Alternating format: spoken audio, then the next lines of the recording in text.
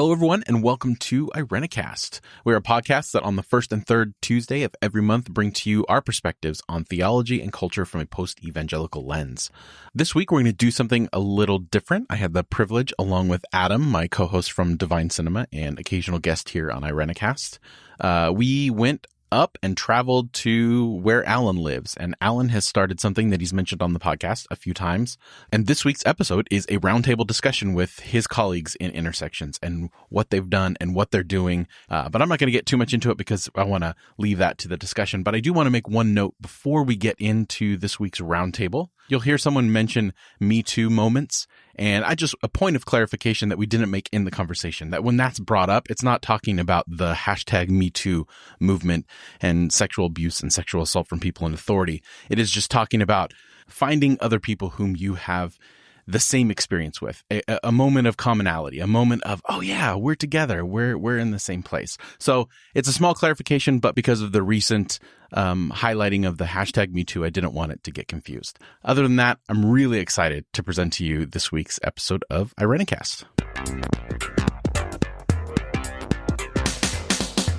Hello, everyone, and welcome to a special edition of IRENCAST. If you've been listening for the past few weeks, you've heard my co-host Alan begin to talk about something that he started, that he's compared it to a brick and mortar version of this podcast, where he started something called Intersections, where people get together. Well, I'm not going to try to explain a lot of it, but we are going to do something special where we're going to sit down and have a roundtable with Alan and his colleagues who have started Intersections in their area and just kind of get a sense of what something like the things that we talk about and how you can build community outside of church, outside of you just sitting in your car, perhaps listening to this podcast alone, and how you can kind of bridge those gaps, intersect, so to speak. Very nice. So what we're going to do is let's just go around the table, literally round table. Yeah, we're literally all sitting next to each other. That's right. Pretty cool. So, and also joining us is Adam, my co-host of Divine Cinema, and he's also been on a couple episodes of IRENCAST as well. So Adam, welcome as a guest. Adam and I are kind of the interviewers for this particular thing because we are actually sitting at a table and we are about to experience the Intersections vibe. Yeah, the whole deal right after this. So I appreciate you guys taking over because there's so much energy in me right now.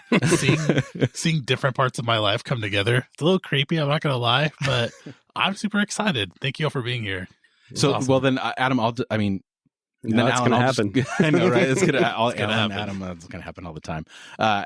So, Alan, I'll turn over to you. Let's just kind of, we'll introduce everyone and we'll kind of get the ball rolling. So let's start with who you are and how you met everyone, and then we'll introduce everyone and sure, all that kind of stuff. We'll go around and let people introduce themselves. I won't introduce you, but these fine people do really good work, and I met all of them through Casey. Casey is a minister in Loomis, and I met you.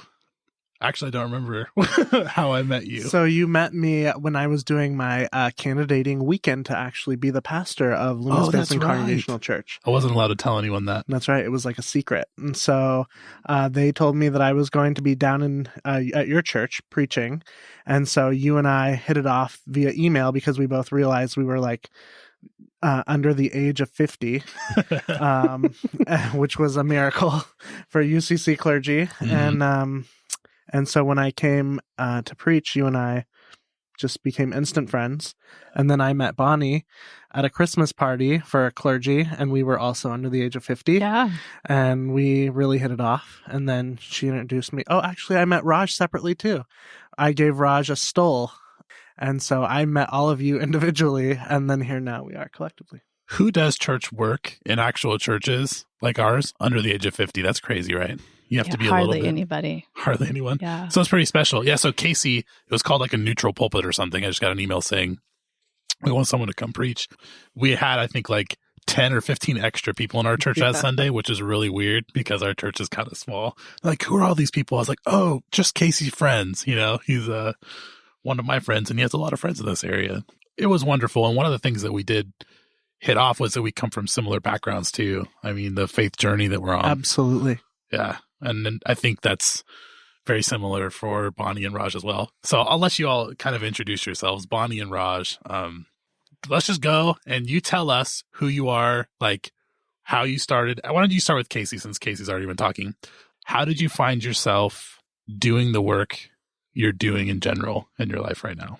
My name is Casey Tenen. I'm the pastor of Loomis Basin Congregational Church. And for as long as I could remember, I wanted to be a pastor. Like, my family recalls me preaching on a stump around a fire when I was like 3 years old. Like, it's the only thing I ever wanted to do. Wow. It's mythological. Right. And so being on this journey, and I grew up Lutheran and evangelical, like my parents like to remind me that being evangelical was my fault because that was not their thing. So Pentecostal churches, Foursquare churches, those were all my doing. Like, I loved being there. I loved the music, the hype, but then all the toxic stuff came with that, right?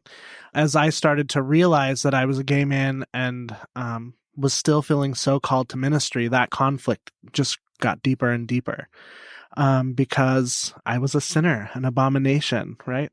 And so then I went to college, I went to seminary, and realized that even in the Lutheran seminary, that wasn't a good fit for me, and found the United Church of Christ. And it was almost like a homecoming. I remember the very first Sunday walking into the UCC church in Modesto and people hugging me like, "Where you been? Long time no see." And sitting in the back of the sanctuary just weeping because it felt like I finally found a home. It's really, really powerful for me to be a pastor, to every Sunday stand up and say something like, whoever you are on life's journey, whoever you are and wherever you are welcome in this space. Because that was so true to me to hear a pastor say that. And now I get to do that for others. So that's what brings me to the work, to being a pastor, and intersections I think we're going to jump into later. But yeah, for sure. It definitely leads into that because a lot of us at intersections didn't feel welcome in the places at one point that we come from. Right. All right, Bonnie, your turn.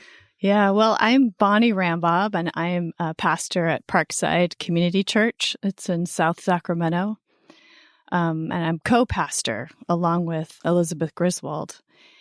And yeah, for me, coming to this work, I grew up Seventh-day Adventist. And it's kind of weird because now I say Adventist. If I were still in the fold, I would say Adventist. Okay, Isn't that interesting?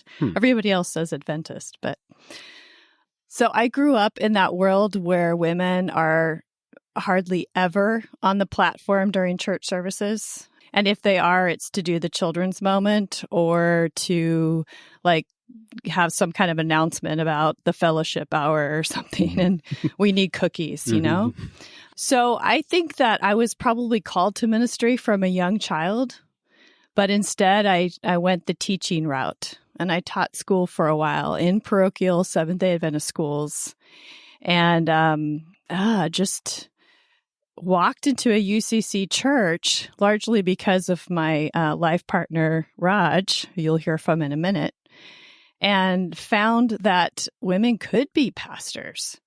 And I made a connection with a pastor there in Eugene, Oregon, and she said, "I think you're being called to ministry." And in 2009, I entered seminary. So this is kind of a second career for me. And almost immediately, as I was leaving the Seventh-day Adventist tradition, I felt this push and pull. There are so many people that I knew inside who were also feeling a lot of the same yearnings that I was feeling. And so almost immediately, I felt like I need to keep this line, this thread between myself and where I'm headed and the people that I'm leaving behind intact. So wow. It's not for everyone, but right. It's not for everyone. Right. Absolutely. But I just felt that, and I totally respect others who don't feel that way. All right, Raj. Oh, well, I'm Raj Rambob, as Bonnie said. We're life partners. I'm a huge fan of Jennifer Knapp. You guys did an episode with her, and I hear that she also sat at the yellow microphone, which I'm sitting at, so that's kind of awesome. So I also grew up. Oh, Jennifer, if you're listening to this, we know you are. Seriously, we need to talk. I also grew up Seventh-day Adventist. My parents converted way back, actually grandparents on one side in India because of missionaries, so it's a pretty big deal. And it was the Adventist church that gave both my parents the opportunity to go to college. Both of them are from low caste in India and getting college educations, the opportunity to come to the United States, build a better life for themselves. And me and my brother, who have done well. I mean, we're really kind of poster children for the immigrant dream in the United States. And so I have a lot of gratitude for the Adventist Church and what it has done for my immediate family and my family network, which is pretty large. But over time, and as a firstborn male child in an Indian family, you kind of hold a special place. And then growing up in the Seventh-day Adventist Church, which is also like, oh, you're a dude. You know, God's blessed you just because you're male. And you could do anything you want in the church, and kind of being groomed for leadership early on. And where things started to crack really was in high school, I think, when feminism came on the scene as far as my consciousness went, and then recognizing some of the real problems in the church, then getting to know people who were gay and lesbian and having really close relationships with them, thinking they were amazing people, and yet my church was saying crazy shit about them. And then science, because I grew up going to parochial schools. You know, like actual science, like, holy shit, we didn't learn any of this stuff. They like hid it from us deliberately. Wow. So a lot of that stuff kind of went nuts. And I was a true believer, and it was weird. I've shared this with Alan and Casey before, but it was Harold Camping and his stuff on the Bible that actually cracked away the Adventist theology and was like, this guy's got him. We've been wrong. He's right. Because, you know, the Bible at that point was still supreme. And then once that happened, and then I learned more about how the Bible came to be and some of the various understandings of Scripture as we know it in the Western Hemisphere, or the Western world, was just like, wow, this is all just a mess. At least the interpretation I grew up with. Then it all fell away. It all fell away. And then, in a weird way, Jesus, as a best friend, kind of an imaginary best friend, just didn't go anywhere, was just there, hanging out, waiting to do stuff with me. Sounds creepy. But it was that connection that allowed a bit of a revival or an openness to return, give Christianity another chance. So then I looked for who's cool with women, like actually ordains them as true equals, who's cool with the queer community and ordains queer folk as equal, who actually likes science, you know, who's putting the Sermon on the Mount into action. So the UCC was like right on the top of the list, and there was the UUs as well, but I just really missed Jesus with the UU crowd. And that's where I came into contact with First Congregational in Eugene, United Church of Christ, and it was a process because I didn't trust that it was for real. But I'm glad to be in this denomination and ordained as well, although I work outside the parish setting. One thing about Harold Camping before you move on from that. So Harold Camping was really known for, he was a radio personality. And I remember being like, really young, and listening on my radio at night to his voice because he would speak in a monotone just like this. And so it was just very soothing listening to him. And he would talk a lot about end time stuff. And we didn't follow everything he said, of course. He used to say that the abomination of desolation happened and churches were no longer relevant and we should all just worship in our homes, like just kind of out there stuff. But my dad would listen to him and I listened to him sometimes. And he's the dude who convinced people that Jesus was coming back. So they sold their houses and stuff. And he had bought billboards and all that kind of stuff. I just want to say, God bless the birth mothers that birthed us into new places. I heard someone once say that we have these people who have ushered us into new places that we've been in, and they may not be what we stay with, but like that was a part of our journey, right? I mean, like I think about theologians that really brought me out of where I was and where I am now, that I would no longer read or listen to necessarily. But you know, there's still a little bit of fondness there for people who. Sure. I mean, how crazy is that? Harold Camping is the reason that Christianity fell away from me. Yeah. Wow. He opened up your mind about the Bible. Yeah, totally. Well, you know, just made the Adventist literalist understanding go away because it wasn't biblical, right, as it claimed to be, whereas his stuff was pretty hardcore biblical. So you're all in ministry with the UCC, obviously. So let's start with intersection. So we got a little bit of how you all met, and so what birthed this idea of intersections? I get the sense that it came from various conversations, and then dots started connecting, and it kind of came together. And yeah, Casey pointing mentioned out Bonnie. Yeah. was seems to be the driving force behind it. So give us a little, like, what sparked this idea for intersections? Everybody's looking at me, so I'll start. For a while, like I mentioned before, I felt this like tug to really reach out to people who were also, I say also, I'm sure everybody's experience is different, but there's this kind of wasteland spiritual wilderness that people tend to find themselves wandering in when they leave a community that has been so formative to them.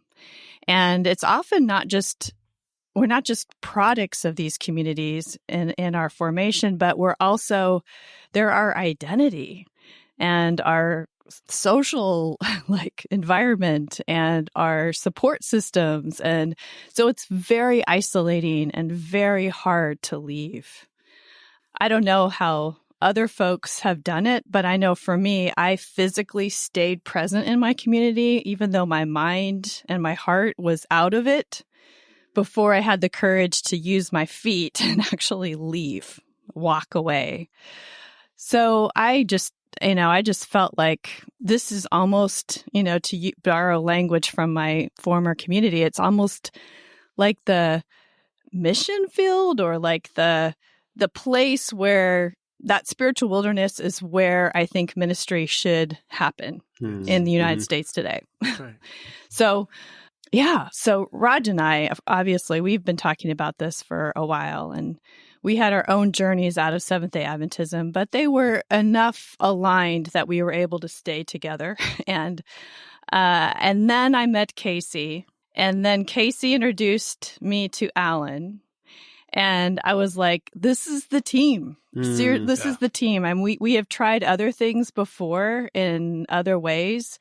But after we got to know each other, and then to know that we all lived in proximity, and then Casey had this great idea, like, well, why don't we do this at a pub? Let's not do it in a church setting. Let's do it outside of church. And he had connections that made that happen. And it felt like now's the time. These are the people. And there are a whole bunch of people out there who long not just to listen and read things, but long to be together, in supportive community, to actually be able to feel the presence of another person who's going through the same thing, or something similar. So that's how it got started. And then all of you go ahead and add. Yeah, I think a lot of this also came with the election. Yeah. Which is very, very helpful for my ministry, for sure.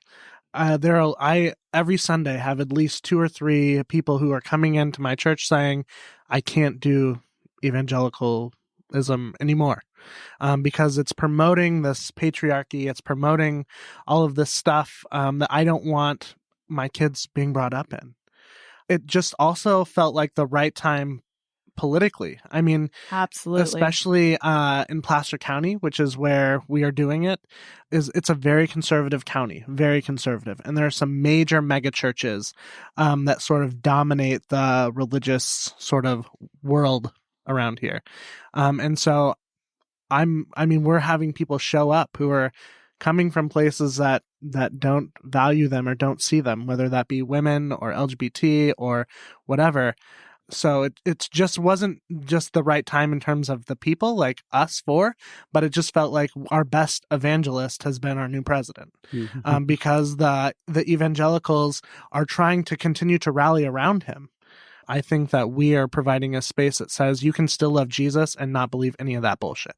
I obviously have been doing some of this work for several years with the podcast and websites, and I felt like I fell through a crack. And I've said this before, but growing up and getting trained and finding myself suddenly like, part of it was graduating during the recession from Bible school was really hard because there was like no youth pastor jobs in California. Amen. But the second that I became more egalitarian in my thinking, I lost a lot of opportunities of places to work at. And then the moment I became open and affirming through the influence of really close friends, people that they know who they are, started their work with me, and realizing that that's the space I had nothing. And so I, just like you, Raj, I had to look for a denomination that was open and affirming. And I have a heart for the millions of people who have left the churches that they grew up in, that it was their identity.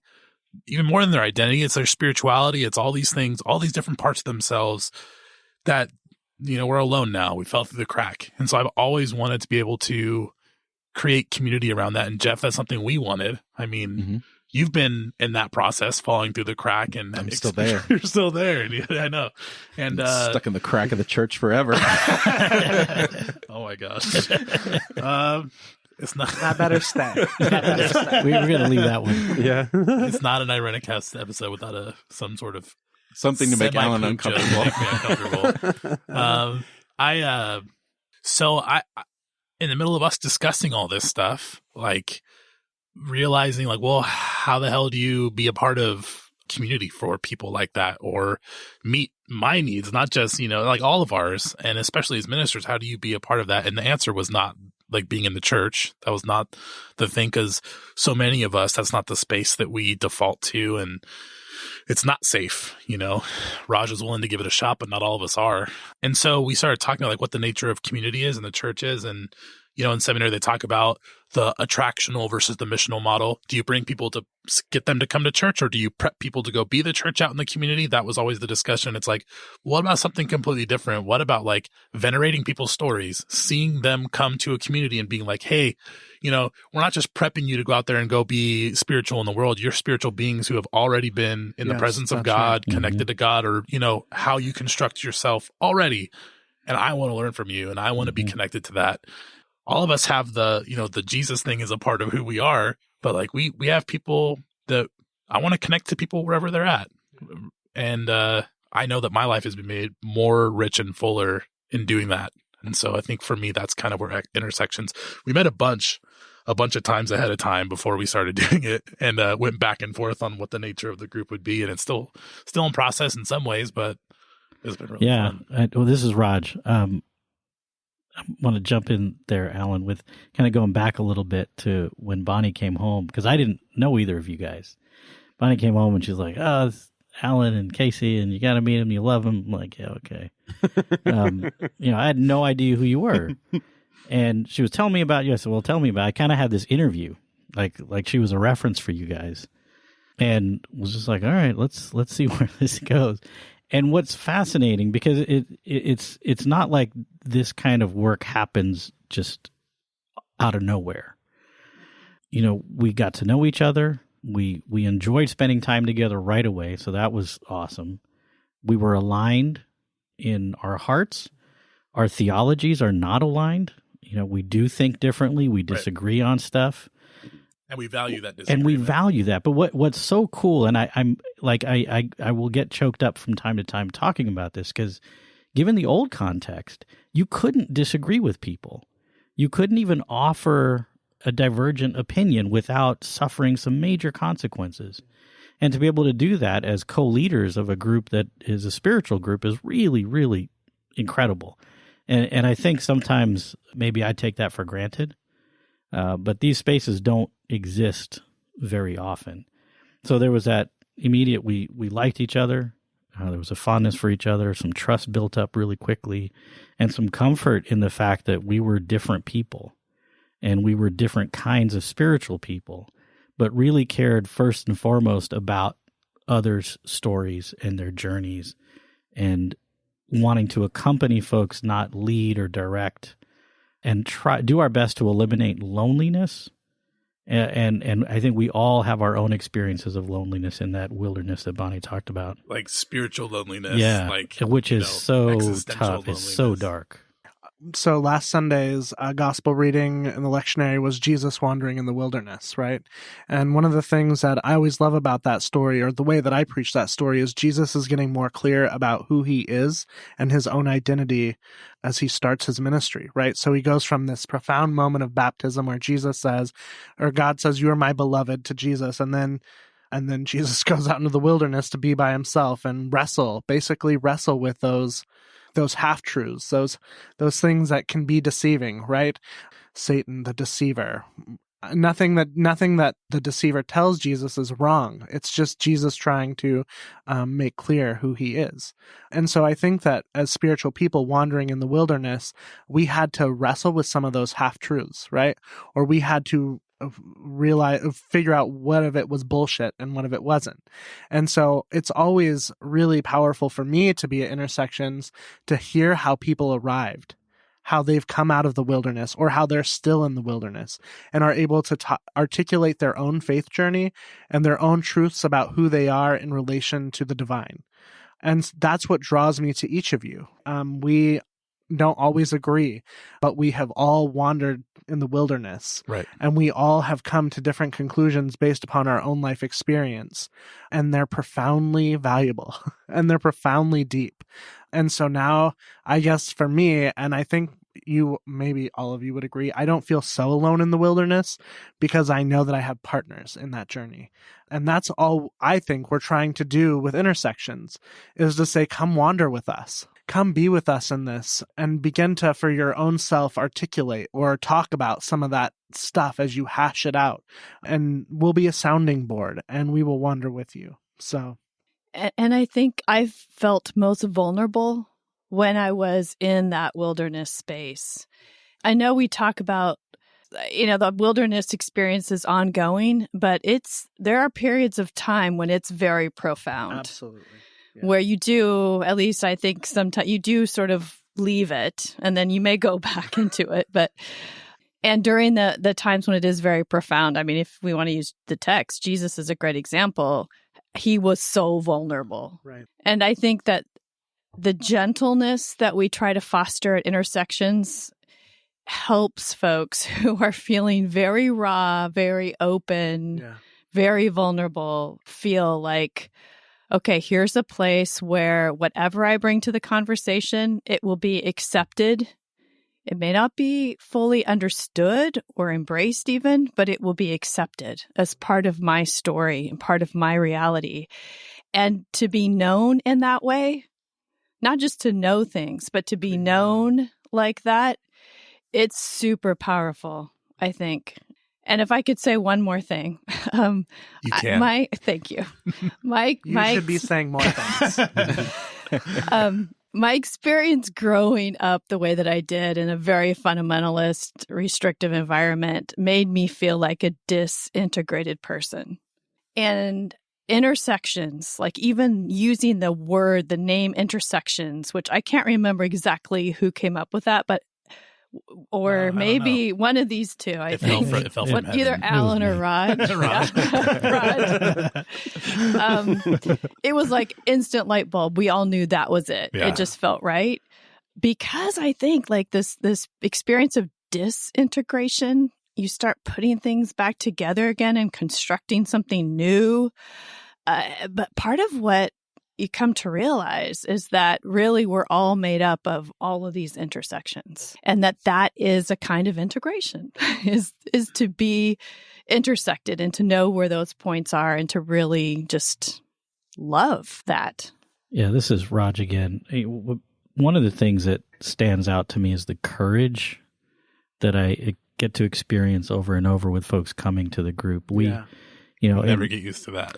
Yeah. That's true. I mean, kind of early on in our work in this area, we had a small group of fringe and former Adventists who were like needing a place to be.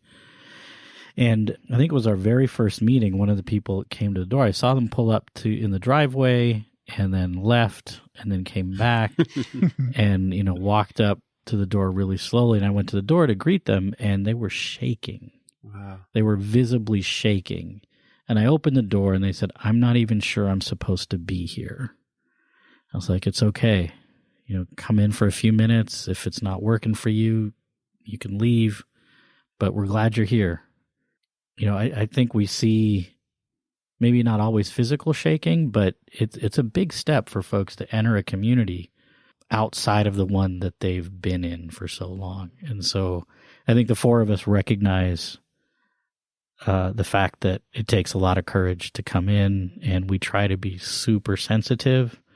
I'm sure we fail more than we get it perfectly, but it's a real privilege to be in that space with folks.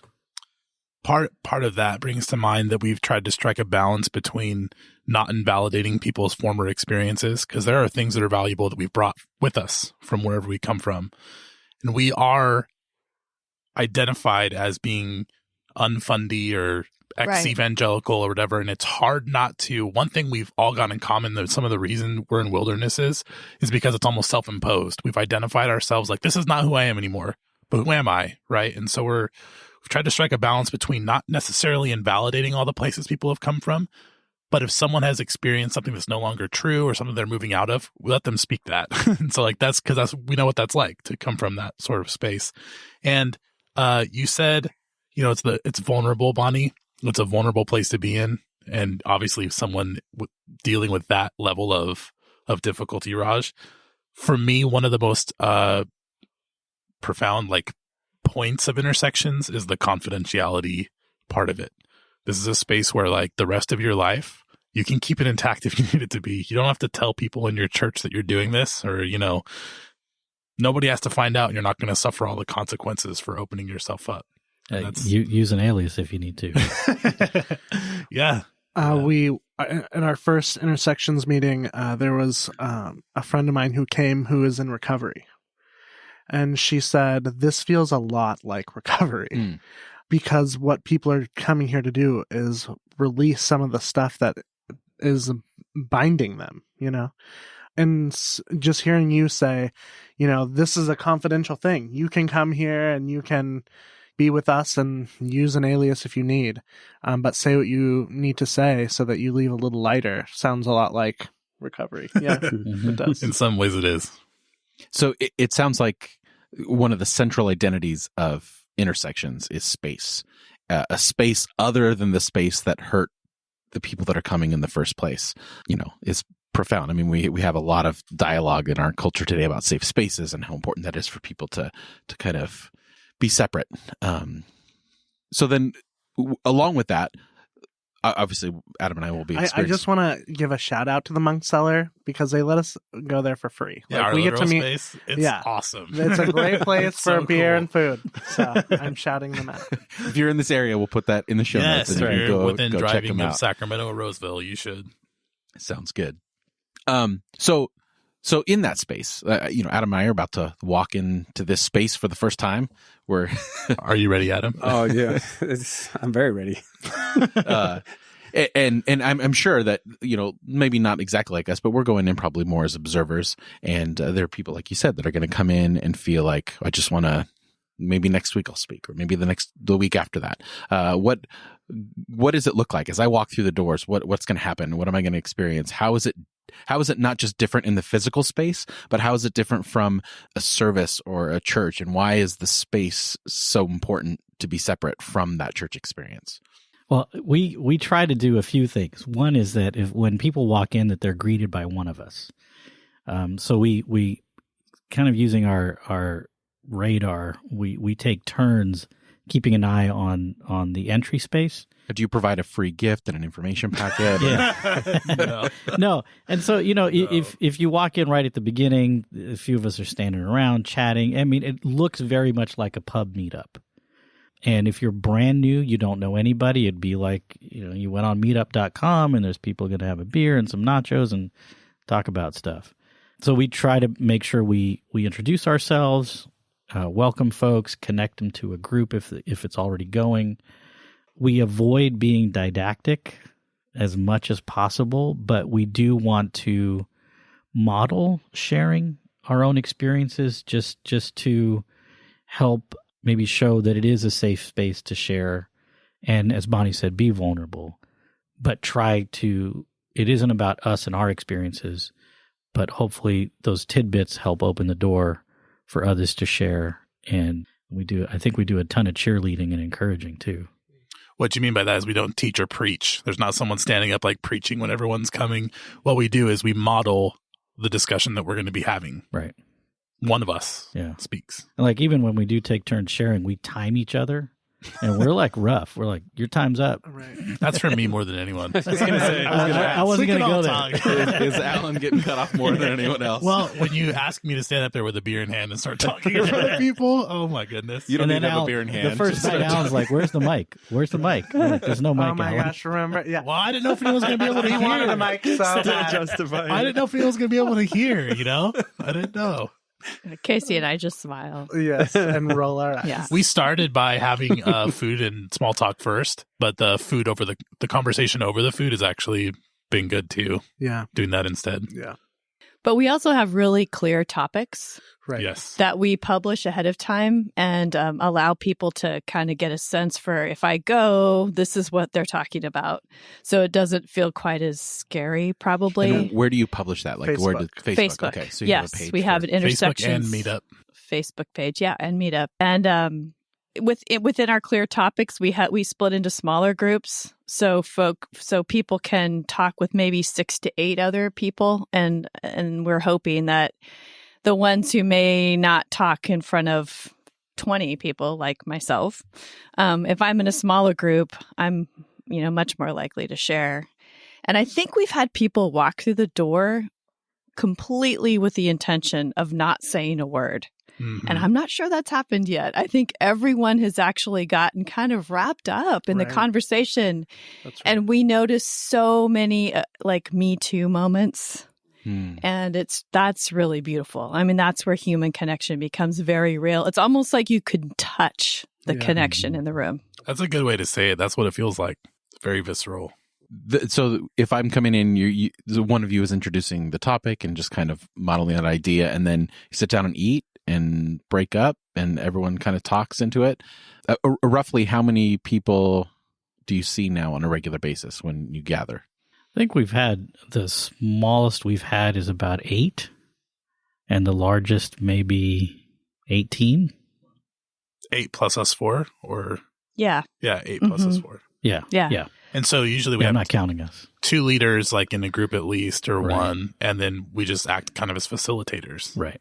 Like we may ask a pointed question every once in a while, but it's only if it feels right. Like I trust all of you to respect people's processes and to also help them along if they need to. And so it's not threatening whatsoever, but it's nice to have one person with a mind of kind of facilitating the conversation, because we've all been in I can't believe I'm saying this. We've all been where one person dominates the conversation and other people don't. And it's nice to have someone that just kind of like one of the We core don't know values- anyone like that. Last episode of this podcast, I interrupted Jeff like 5 times, so that was really fun. I think it's really beneficial. There's like, actually, do we always go over the ground rules? Pretty Yes. much. Okay, Pretty so much, there's yeah. ground rules that Bonnie and Raj, and especially Raj, like brought to us that talk about not just confidentiality, but like if you usually talk more, then talk less. If you talk less, talk a little more, and like just they're very valuable. There's some generalizations, but I think it puts us in the right space. Like can't really remember all the other ones off the top of my head, but Well, yeah, I mean they're on our Facebook page in the About Us section, so people know. They probably don't read that far down, but they're there, and we just read from that. So you were asking about like what is it like, and we haven't really answered you directly, but folks come in. One of us we have a pre-meeting, and we divvy up the tasks. So one of us will take on the kind of the welcome, going over the ground rules, sharing the concept of intersections and intersectionality, and then introducing the topic. One of us, the others might actually have a 2-minute something or other around the topic to just help flesh it out a little bit. And then we move into our groups. And then there are typically some facilitation questions that we've agreed upon ahead of time. That Casey usually writes, and they're amazing. Casey is an incredible facilitator. Yeah, so we rely heavily on him for that. And then it just flows. And then one of us it has been assigned or volunteers to take on a wrap-up thought. And people usually hang out, have another beer. We try to end on time to respect folks' time, and especially if you've got kids and there's a babysitter at home. So, yeah, it's a diverse group, ages and genders, etc. And it's not church, not even close to church. Close to church. And we even, I should speak for myself. I'm even a little bit like not wearing the clergy mantle very strongly in the intersection space. Because most people who come have been talked at by pastors so much that that's really the last thing they want or need. And it's the last thing I feel like doing, frankly. You're more of a person who's been through the wilderness and walked with of several other people through the wilderness. And that's who you are in that space, is someone who's been through the process, thought about the process, and been with other people more than just being a clergy or something. Yeah. Thanks, Alan. And that's helpful. I mean, it's helpful to have friends who have been through this stuff, but it's also helpful to have people who have walked with many, many other people through the process. You know, I think that's the thing that you all have to offer. You all are pastors, though. Or Raj, I mean, it's like outside of the I work parish. in social services. Right. Yeah. But so, I mean, you have that role, though. So, I mean, how would you say for yourself the energy is different for you in that role, maybe on a Sunday or a Saturday, or I don't know when or maybe Wednesday night service versus when you get to walk into the intersection space? How does it feel different for you? Because you're leading in both cases, and I mean, maybe holding the space differently, but what's that like for you? I think that sometimes as pastor, you have to present in a very certain way. You know, I right before this podcast was showing Alan all of my clergy drag, right? So all my robe and my stoles and all of these beautiful things that I have. But when I show up to intersections, I get to be KC. I get to show up in my jeans and my shirt, and I can still offer pastoral care. I can still be present in that way. But this also is about my own wandering, right? So a lot of times when we're talking about this stuff, those Me Too moments hit us also, right? Like hearing someone talk about healing and recalling people like trying to lay hands on me and cast this demon of homosexuality out of me. We may not have had healing for the same things, but I remember that. That was true for me. And it didn't go away. Ta-da! And so worship is different as pastor in my clergy drag, where I'm showing up in this very professional way. Whereas intersections, being at the monk cellar in jeans and a t-shirt and drinking beer and being able to nod my head yes and to hear the pain of another and to journey with them, but also being able to be vulnerable enough to say, me too. Right? It's different. It's a different experience. Seems like it's closer. Yeah, it's closer. And it provides a different role, right? These are people that God has called me to serve, but they're not my church. They're not my people per se, you know? Yeah. So you're not there to lead them into the wilderness or teach them or do some of the things that we've told pastors they should do. That's right. I just get to be present. It's so much more dialogical, I guess. Like there's more talk back and forth, and you feel kind of like you're producing a little bit when I'm in church as a leader. I'm responsible for content. I'm responsible for a lot of different things. And there's so much more that I'm stepping into when I come into intersections that I get out of it. Well, I think one of the big differences, and this is really important to me, is if you had the chance to chat with folks like the next morning that were at intersections the night before, I doubt any one of them would relay anything that one of the four of us said was their takeaway. Right. Their takeaway was probably going to be something someone else in the group said that spoke to them. That's right. And that's beautiful to get to witness that, and that, you know, that kind of sharing, really blessing, there's a church word. Use it. Benefiting people. Yeah. And another thing that's different about Casey is, like, I've seen him in the clergy robe role, and he does that well. And at the monk cellar, he's like Godfather Jr. He's sitting there in the chair. He's got his hands folded across his chest. It's like, whoa, don't mess with him. Nice. He's shaking his head. I don't even know what to do with that. Thank you. Just kind of piggybacking on Adam's question. It seems like the very need for an intersection groups points on a certain level to a failure of the church. As ministers, how then, not like, we kind of see where your roles are differently, but then how then do you see your work in the church beginning to bridge that so that that people can look at a church as a place of the space you're trying to create in the intersection? So my model for salvation is wholeness, right? Like I believe Jesus is restoring people to wholeness in relationship with themselves, with their neighbors, and with God.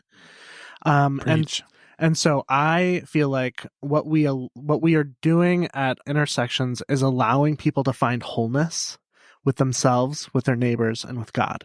So what I hope to do as pastor, right, every Sunday morning is to preach to the wholeness of all people, right? That you are already whole, right? It's like the Wizard of Oz model. Everything you need is within you. It's already there. You just need to find it. And I hope that I'm preaching to that and I'm living that out in my ministry and I'm offering that to the church. And I also know that that's what we're doing at intersections. But it's garbed in something different, right? I mean, when you are pastor of a church, you're walking into like a family history. You're the step parent who's walking in with all of the stuff. And so you don't get to really right away anyway, build upon what you think needs to be happening or leading people in the way that if we only did it this way, it could be better, right? Whereas with this model, this is grassroots, baby. It's like right now, this is what we're doing. And I think it's working because we're just allowing people to come in and find wholeness for themselves without all of the extra baggage. Well, this is Raj. We talked about how we disagree on Raj. stuff. This is Raj. Yes, I actually like that. With all these great. voices, I do conference calls so much for work. So, I think church hasn't worked because it's been unwilling to change in some foundational ways, theologically, somewhat stylistically. But I think there's a lot of stuff that happens in church and has happened historically in church that are really valuable to a lot of people. I found my way back to a very new way of being Christian in a church, and attending church still feeds me. And I know Casey brought up being 50 something. I'm going to be 50 in a couple of months. So I can't thanks, believe Casey. that. You guys can't see him, but you and look so, great. I'm just going to say that. Thanks. You're welcome. So, I think there needs to be some changes made, and I think groups and movements like intersections and outside of a church building, spiritual conversations and gatherings are really important. But there's something, and Casey talked about being a step parent as a clergy person, stepping into a role at a church. There is something very familial and communal about traditional church that nothing else can replace. You celebrate the birth of the children of members, you grow up with them, and you bury people together. Intersections has changed the way I do church. I came into the senior pastor, solo pastor ministry with the model of preaching for 45 minutes. That was how I was taught as a kid, and that's what we listened to, and everyone had notes. That explains a lot. I was just about to say that. And I did that as a youth pastor. Like my youth ministry was actually wonderful. I mean, I would teach for 30 or 45 minutes God a couple bless times those a children. week. And you know what? Those children. They were great. And one thing I intuited back then was it had to be more of a conversation than just, sitting there monologuing. And I felt like maybe I had to let that go a little bit when I became a solo minister. But one thing I've realized since I started intersections, man, so many intersections in my brain right now. I started preaching in a way that invites much more conversation. I've stopped in the middle of sermons and like more and more each week, ask people real questions and had them actually respond, like go through the process. At first, everybody was very uncomfortable. Thank God for that one person in the front. She'll answer anything, and it doesn't matter if it's, necessarily on point, but she gets the conversation started, and it's awesome. And the church talks, like they talk to themselves and to each other about what we're talking about. And I feel like there's always conversations about sermons. Like you go home, the parents have conversations or kids do, or internally you're like, I don't necessarily agree with that, or I think about that this way, or people are kind of like lost in thought. When it's a really good sermon, I'll kind of get lost in thought, right? Thinking about what the person's saying. And it's like, why doesn't the community have access to any of that? Like that's like so much movement going on that you never see. You just kind of think about. And so having more dialogue inside of our Sunday services has been pretty cool. So it's been changing me. I think that's the future of the church. Yeah, I agree. And so many great thinkers have said things like the church is not dying, it's failing. But when something dies and fails, there's so much room for something new to be born. There's a lot of room. Easter is coming. Let it die so it can resurrect. Yeah. There is a lot of room. People identify as spiritual people. They may not feel like they belong to a religious structure because all the religious structures they know have failed them in some key ways. But there's still that like desire there, like for all of us. We see it. Yes. So in church, you're guided by the lectionary. It gives you your topics, your verses, the liturgical seasons, all that kind of stuff. So in intersections, what guides what topics you're going to pick? Do you have a time where you reflect on the conversations from the month before and that influences it, or do you have it planned out ahead of time? So I was a community organizer for a while, and I still see a lot of my ministry as community organizing. And so one of the things that I feel like I really wanted to bring to the table was a deep sense of listening to the people we were interacting with. That was really important to me, of like, whatever we talk about, whatever we do has to come from them. And so at the end of every time we get together, we sort of invite anyone to sort of reflect, what did you get from tonight, or what are you hearing, and allowing people to just sort of talk amongst themselves in a larger group. Often than not, something pops up that we're like, you know what, that'll be next month's topic. Or if it doesn't feel like it's happening, we sort of say, so what's next? Like, where do you guys think we need to go next? And it comes from the group, not just us. Because I think that if we were in charge, we would like have Alan talking about the Bible or something every time. And Alan would be fine with And that. Alan would love to do that. I don't think that's true, but I'm not going to say that. That topic will come up because people have struggled with it. It's something that we're all kind of like, but the topics we've covered so far, like sexuality and gender, relationship with self, relationship with our former communities, like how do you navigate the relationships that are strained, and are you angry at your past, or are you like nostalgic for it? Like people are all over the place. One thing that I find helpful is that in generating all of the ideas, Raj has been really helpful in like sitting down, thinking through like, well, now we have all these different ways to go. Where do we see people? Like we're the ones listening to everyone in all the different groups, and we come back together. What would be beneficial for the group? So we do have ownership. We do have ownership over it, but we're not deciding necessarily what people. I would say responsibility instead of ownership. Sorry, did I say ownership? Yeah. Yes, I meant that in a colloquial term. That's okay. That's all right. I mean, we do. That's a good point. We It's do not our ownership. best to listen. Like tonight, I know this podcast isn't airing tomorrow, but tonight's topic, we're actually using Plato's allegory of the cave. Going to ask people what about their journeys, their stories connects to that. How does it resonate? And then where the conversation is going to go is going to be really interesting. And I'm excited because none of us know where it's going to go. And we're going to learn a lot about each other and hopefully a little about ourselves. So it's a cool experiment. So one of us will stand up and explain like what the allegory of the cave is. We sent stuff We out linked ahead the of video. time. Yeah, but not everyone will have seen it. So someone will explain a little bit of how that kind of connects to their story, and then like let people run with it. And man, that one especially, not to just talk about that topic in this, I know it's just about intersections, but that topic in particular, the idea of going out and experiencing life outside of the cave and then coming back and having everyone tell you that that's not legitimate. Right. Like, that's a powerful That's real. analogy for what we've That experienced. is real, yeah. And I think that there are things that all of us have experienced in intersections in our different lives that we find life-giving and real and powerful that are not legitimate in our former context. So that's the kind of topics, I guess, that we cover. So, Raj, you mentioned earlier, and just have a little fun, hopefully some arguments here. You mentioned that you guys aren't always on the same page. Yay. That's right. So among the four of you, what has been the most difficult hurdle as far as like bridging a gap of understanding? Well, Alan's dogmatic Trinitarianism. Hey, I have a beautiful Trinitarianism.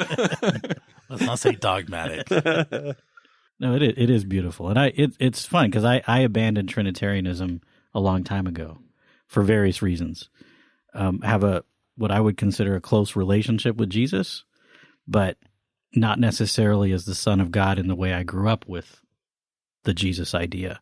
And then Alan has like that, but his version's really beautiful, and it benefits me to hear him talk about it. But yeah, I mean, that's one specific area of theological disagreement. Specific. We've had so in that, I've moved from a place of understanding the Trinity as being like hierarchical and like particle and definite and things like that, and moved more toward the idea of movement and like just some very.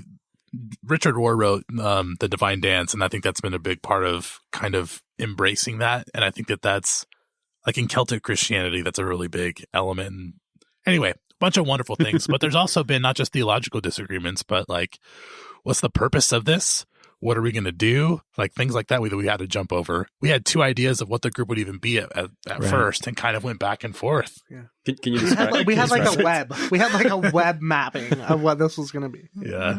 And so we've had to overcome some of that. Yeah. And you know what? I think we all really care about language and presentation, how we present this stuff. Because, a lot of the hurt that I've experienced in churches were from things people said. Like, the way they presented things, the way they talked about me, the way they talked about the group or about faith in general or God. And so whenever we do stuff, it's always like everyone cares about the way we're presenting this. So those are hurdles that we have to go over all the time. Not that you and I've had any of that in the past. None. Right, Jeff? I have the power. I could just cut it out. Yeah. Actually, working with four people, it is more challenging than just with two or three that I've experienced, but it's been really fun. Mm-hmm. Are there significant hurdles that we've come over? I don't mean to just. I think the other, we know that we're forming as we go. So I think that has given us some freedom, but it's also given us some license to have the arguments because we know that it's not figured out yet. Yeah. And so if you don't like something, say something. That's right. And we have. And I think it's made it much richer, much better. Right. And it's easy to be offended, like when, my idea is struck down or something, or people don't agree with it. But that's a part of the process too, is like being open and vulnerable with other leaders to be able to have that kind of space for each other and not just, get offended or blow off. Like that's pretty special for me. Yeah. And I think that's, Raj talked about the close connection that we feel to each other. Right. And honestly, Raj and Bonnie model it so well. Like they disagree all the time. Bonnie's normally right, but it just takes Raj some time. But I'm always on Bonnie's side. That's the joke. But and Raj and I have a close affinity. I'm getting the sense like as we were talking, I could see it. I call Raj and Alan's hangout time bromance. So they have their own bromance, and then Bonnie and I get together. But you model beautifully, I think, what it is to be an intimate relationship and to be able to disagree clearly and like directly. And so you have allowed us, I think, to join in that, to be able to say, I don't agree, or Alan's wrong. and it be okay, Alan. It's okay. I'm a middle child, so I'm used to that kind of stuff. So secretly I'm right, and you'll find out someday. But I do think that it really, we do have a close connection, and it allows for us to be able to disagree about things and not be offended or be hurt, but to know that we all have the best intention, right? Or to be hurt and then work through it. That's right. With the group. Because I think it's just natural for everyone. It doesn't matter. Sure. To feel those emotions and then not just run away with them, but sit with them. But we have done Bible study, and that was interesting. We did that once. We need to do it again. Just us four, not intersection. Right. Okay. We did Bible study together. No, we would do Bible study. We would, just to clarify. That was crazy. Just to clarify. Look, I can't drink right now, and I wish I could have. Just to clarify. I want to jump on what Casey said about Bonnie. Before you say anything else. Bonnie is usually right. Not always, but she is usually This right. is on recording. But I think it's important. Her wisdom, because she, I think, envisioned this group long before the three of us had any notion that it was going to be what it is. You were the one taking notes every time we like talked. Our spirit true, guide. Bonnie. Sorry, Alan, I cut you off. It's some nice of to the cut glue. you off sometimes. It feels good. I appreciate that kind of. I come from an Irish family. Conversational space is also, a rare thing. So you have to fight for it. Not just the food, but also space in the family. We did not have a Bible study at Intersections. I just wanted to clarify that. Yeah. When we said we had a Bible study, it wasn't the Intersections It was just thing. at our house. We did it at your house, and we were, drinking and stuff. And I know people got upset that I was like, Philippians is one of my favorite things. Of course, it's one of your favorite things, Alan. Well, come on, dude. Like, there's a vulnerability with the author there. Okay, it was fun to go. So fun, it was fun to go text by really text fun. and just be like, how do you feel about this? And just we haven't had. And be like, what? Are you kidding? Like, you actually think that? But there was lots of good. I think I learned. It was cool. It was good. And then our conversation about God. There have been times when we just get. So it's not just Bible study, but even just theological conversations. Right.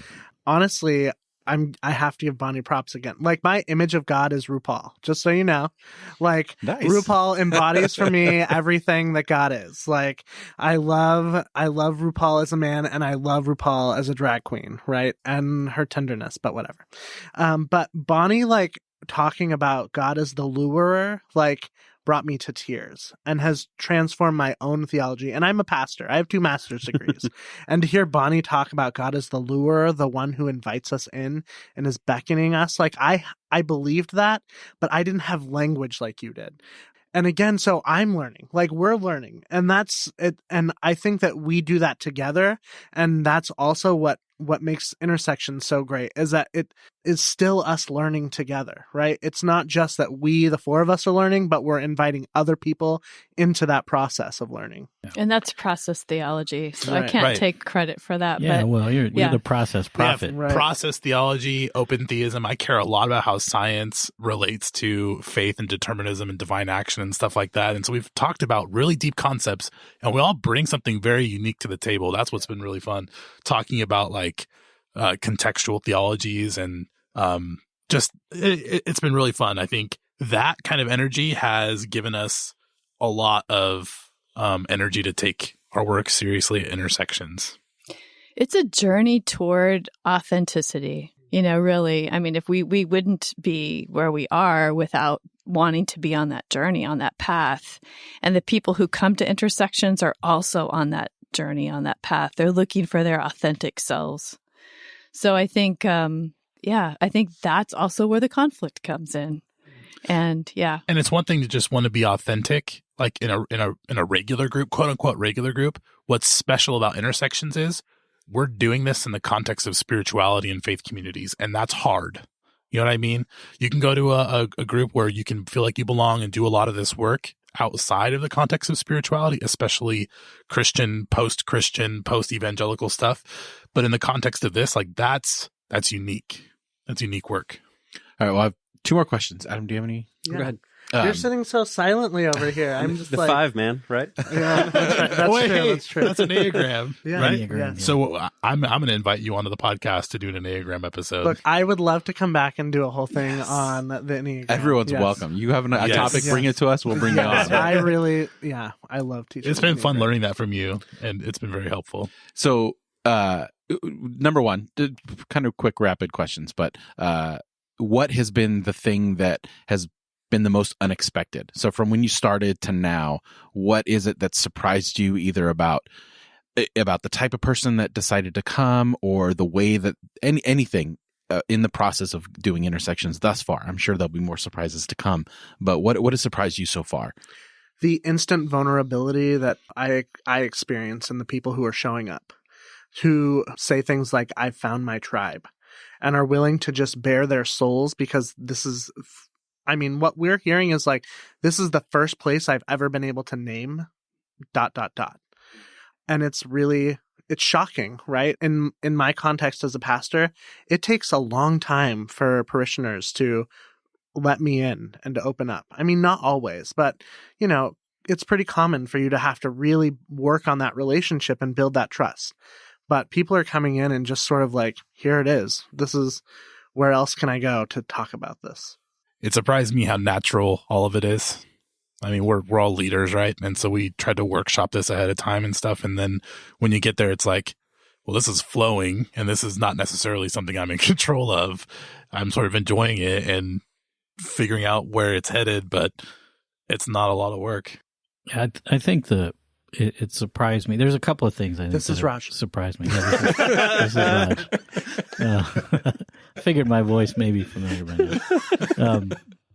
The connection that we talked about that developed fairly quickly for us as we were navigating through, but like how much I love Casey and Alan, and how much that grows over time, I think surprises me. You know, when I like see them, it's been a few weeks since I've seen these guys, and walking in the door, it's like, oh man, I've missed you guys so much. You know, it's something you hope for, but you don't always get. So that's there, and I'm really grateful to the two of you for that love, and you know, it goes both ways. But the other thing is the reach. You know, you figure you do something like this, like who the bleep is gonna, you know, like is anybody gonna even show up to this? Right. And there's these interesting sparks all over the place. There's people kind of checking us out and the topics from all over the country. I even got reached out to by someone doing a term paper on feminism and Christianity to interview. You know, that was one of the subjects on the interview. So it's like, you know, how did that happen? So the reach has surprised me that it's such a diverse group of people. What Intersections is resonating with people that I would have never anticipated. I think what surprised me is how important it is to have a language to talk about our spiritual selves. Yes. Mm-hmm. And I mean, we have some folks who don't have the baggage. They're coming to Intersections not out of fundamentalist traditions necessarily. They're coming because they've heard this is a place where you could have spiritual conversations. Right. And so they don't have the same me too kind of moments, but they are finding language to talk about their spiritual beings. Yeah. And I think I undervalued that until Intersections started. So what happens? Is there a plateau in your mind on when it becomes too big and you have to reevaluate the intimacy of this model? And then obviously, I don't think that any of you believe that this is the void that Intersections is filling is not unique to this area. It's, you know, I mean, just our podcast alone, this is the motivating factor for why we even started what we're starting. So this is something that is out there. And I know there's other kinds of different things. And I know that you're all associated with a same denomination. But clearly there's a sense that it's important that it needs to be other. So what do you anticipate the future, like what things are popping in your head as far as like things we need to think about on the horizon as this changes and evolves? Well, I think we have briefly talked about developing a cohort model and then doing some kind of, you know, if people want to use the name Intersections, we're all UCC, but we're all different. That's one of the beauties, I think, about the UCC. And it's important to us that whoever facilitates a group like this is vetted, that they're in it for the right reasons, that they're not there to, proselytize. Even if it's a progressive view, we don't want progressivism to be shoved down anybody's, you know, throats either. That's not helpful. And we've talked about our own space, like what happens when it's too well. Then we would like to coach some facilitators from within the group, and so we can have more small groups in the room. So it's very scalable. I think it's replicable. I'm a big fan of having connected yet somewhat independent, and this is just my idea. It's not a group idea. A connected, like where if we had a cohort in a couple of other places where we had a monthly conference call or web meeting, we talked about the things that are emerging and be resources for one another and be in the work together, rather than just like, hey, you know, people over there in South Beach are doing this and we don't know what they're doing or who they really are. I'm not interested in that particularly, but I think there's room. But we're interested in looking into it, but we haven't really fleshed it out. At this exact moment, we're growing as a group. And because we have 4 leaders, there's a lot of room to kind of grow. And like you said, coaching people from within how to do this stuff. So our specific location can get quite a bit bigger, I think, before we'd have to think about stuff beyond that. But I do think the one thing I'd want to replicate in all of this is the trust between all the leadership. We've come to that. We've come back to that like 100 times, right? Mm-hmm. Like there is an intimacy and trust between the leadership that is the foundational key to all of what we do. And so I think if we're going to do more of this and provide more areas of stuff like this, that's the key to where we're going to go in the future is we have to know and be a community with the people that are doing this work. I mean, everybody has permission to do this work wherever you want, whenever you freaking want, because so much needs to be done. Right. But I think that there's definitely a model here worth being a part of and replicating. Absolutely. I mean, my dream is that it's a movement.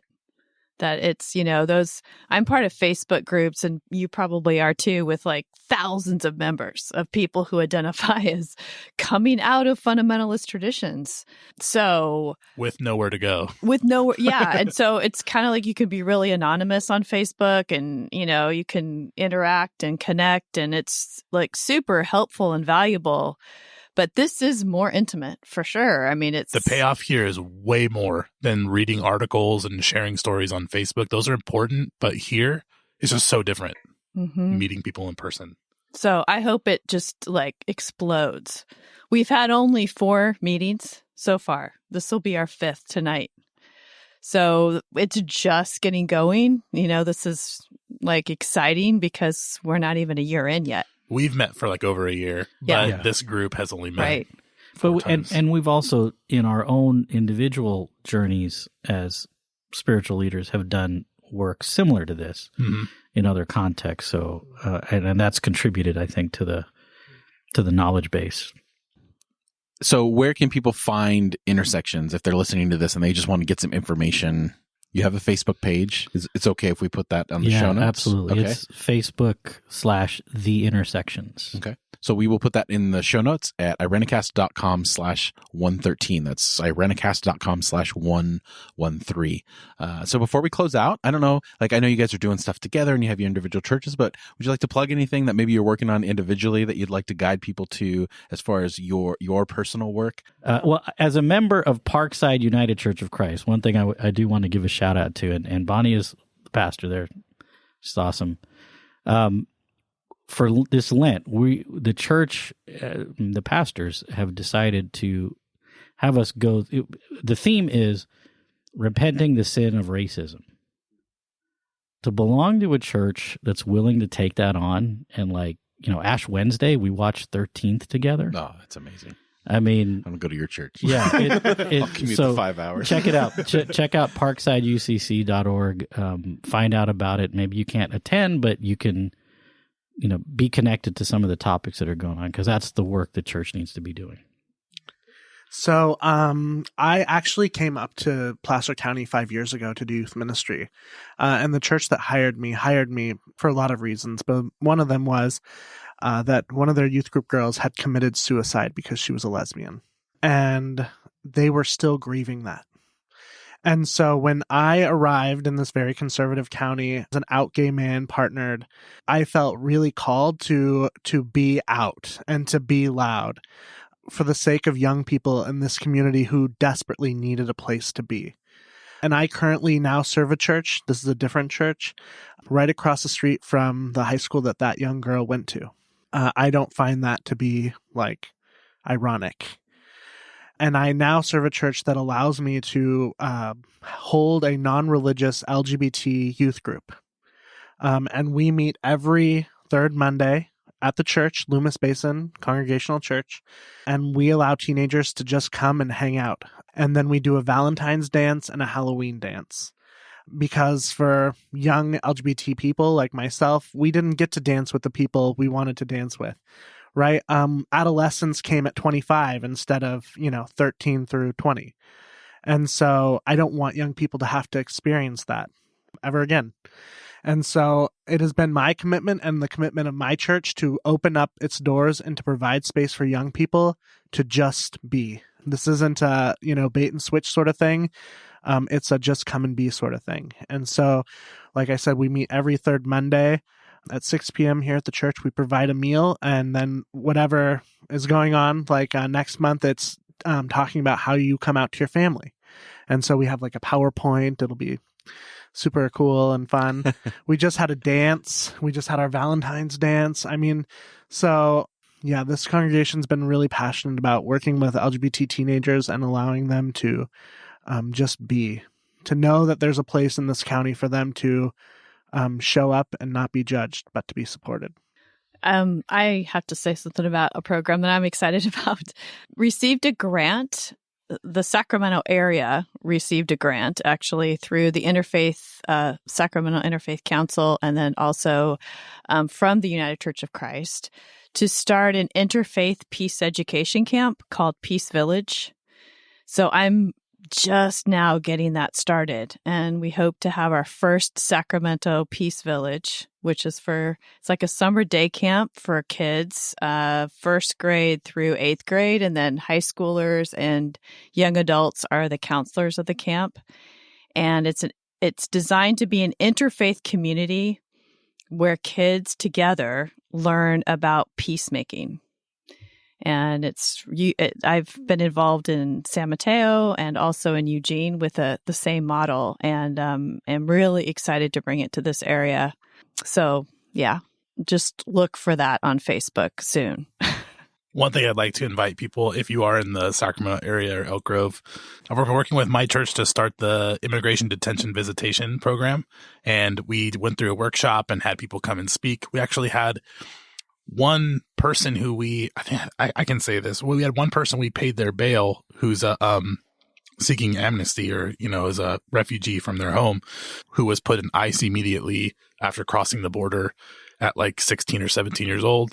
And we helped pay his bail, and he came to church with us and he worshiped with us. And then afterward, he was there for us for the workshop and stuff. And so that's a program that is a bigger thing called Civic. Wherever you're at right now, if you're in the United States, look up, I think it's endisolation.org maybe, but the program's called Civic, and there are immigration detention centers all over the United States, and there's a program where you can go be one of two things at the same time. You can end someone's isolation, let them know someone on the outside knows their name, knows their story, knows what they're going through, if they have a lawyer, what they're facing. And then secondly, kind of be eyes and ears for the immigration program itself, because local municipalities or sheriff's departments and stuff get money for signing up for this program. And it actually benefits them to just shove people in there, because if you have a person in a bed, then you get money from the government for your local law enforcement or something. So if you want to be a part of the effort to end the isolation and to be eyes and ears, look up the Civic stuff. And if you're close enough to me, come with me and we'll go do it together. And I think we'll put everyone's Twitter handles and stuff. If anyone has like connection stuff from all of you, we can put that in the show notes. Once again, we'll put that in the show notes at IRENCAST.com/113. So we'll have links to all that stuff. So yeah, thank you all so much for agreeing to sit down and do this roundtable format. We're in Casey's office. Yes, we are in Casey's office or boardroom. LoomisUCC.org.